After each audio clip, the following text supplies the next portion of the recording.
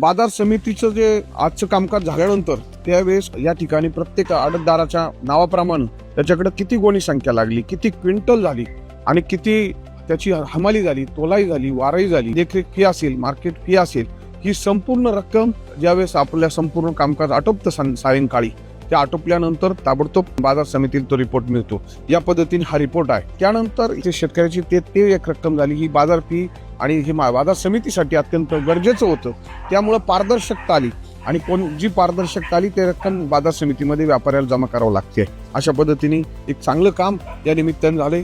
त्यानंतर महत्वाचा घटक म्हणजे जो खरा कष्ट करणारा कामगार आहे तो म्हणजे आमचा हमाल मापाडी कामगार आहे. त्या कामगाराच्या हमालीचा जे गोणी आहे ती गोणीची संख्या इथे येते, त्याची वारईची संख्या, या पद्धतीने त्या रिपोर्टमध्ये रक्कम येते.